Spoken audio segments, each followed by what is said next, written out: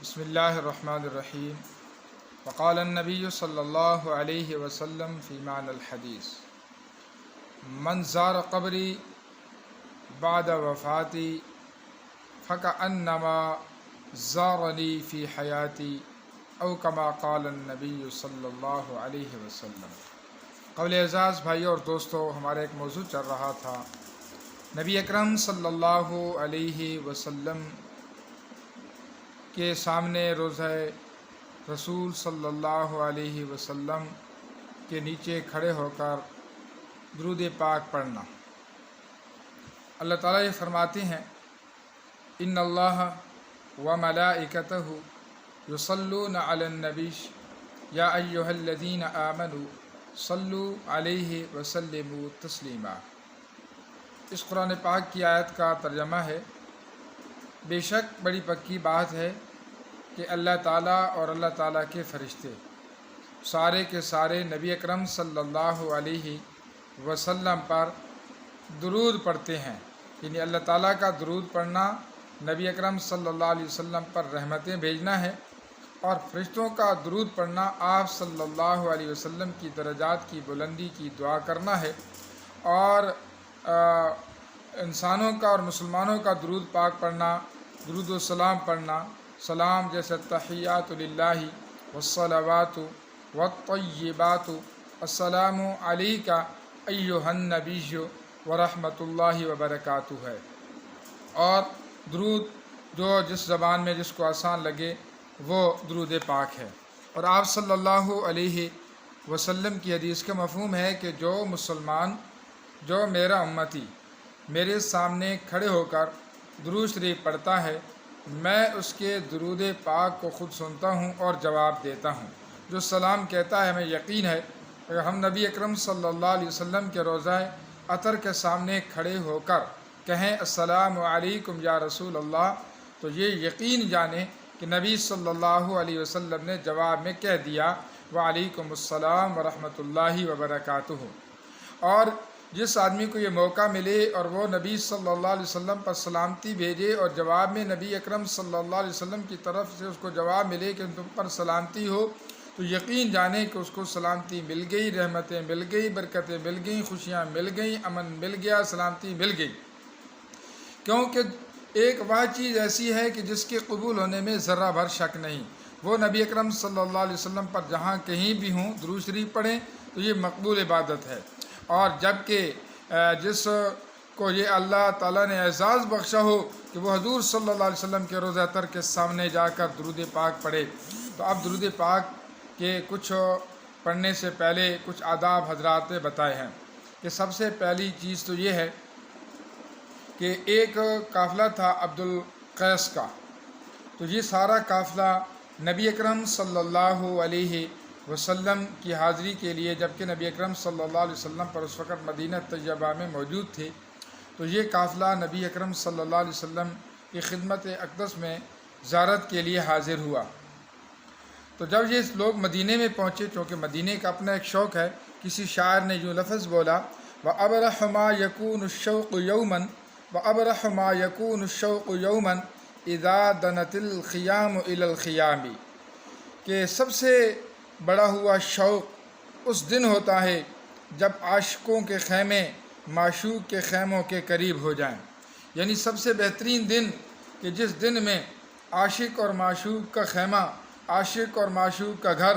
عاشق اور معشوق کا کمرہ وہ کمرے کے ساتھ مل جائے، تو کہا کہ یہ زندگی کا بہترین دن ہوتا ہے۔ اور حقیقی عشق یہی ہے کہ نبی اکرم صلی اللہ علیہ وسلم ایسی ذات ہیں جن سے اللہ نے محبت کرنے کا اور ایسی محبت کرنے کا کہ وہ محبت اپنی جان سے، اپنی عزت سے، اپنے مال سے، اپنی ماں باپ سے، اپنے بہن بھائیوں سے، قوم قبیلے سے، رشتہ داروں سے بھی زیادہ ہو۔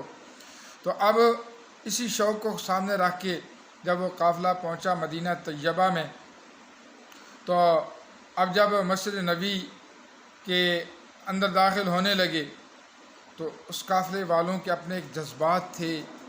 اور اپنی نبی صلی اللہ علیہ وسلم سے جو محبت کی ایک کیفیت تھی۔ اب انہوں نے جب دور سے نبی اکرم صلی اللہ علیہ وسلم کو دیکھا تو انہوں نے سواریوں سے چھلانگیں لگا دیں اور سواریوں کو بغیر باندھے ہی ایسے ہی چھوڑ دیا، اور جو سواریوں پر زیادہ راہ تھا اس کو بھی ایسے ہی چھوڑ دیا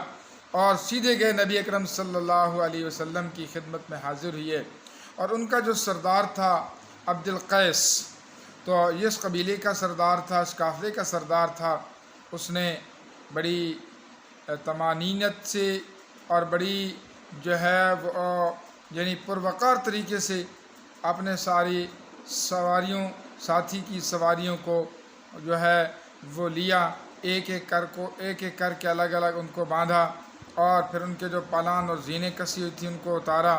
اور پھر ان کو رسیوں کے باندھنے کے بعد سب کے سامان کو ایک طرف کیا، پھر اس کے بعد جا کر غسل کیا اور پھر اچھے کپڑے پہنے، پھر جا کر مسجد نبوی میں داخل ہوئے۔ اور مسجد نبوی میں داخل ہونے کے بعد انہوں نے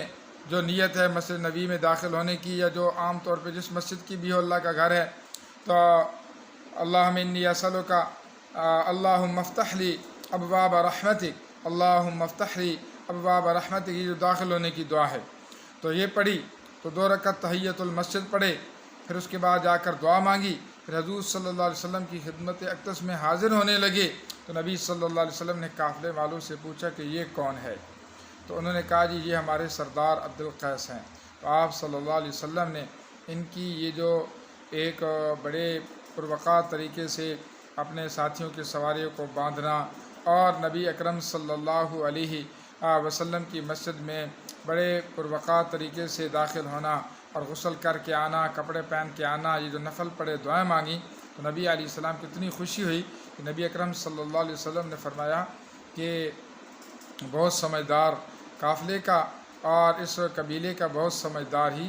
سردار ہے، یعنی آپ صلی اللہ علیہ وسلم نے اس کے اس نوعیت کو دیکھ کر اس کی تعریف کی ہے۔ تو اس لیے جب مدینے میں پہنچے تو اپنے بلڈنگ میں اپنے کمرے میں پہنچنے کے بعد پھر غسل کرے پہلے، پھر خوشبو لگائے، اور پھر بڑے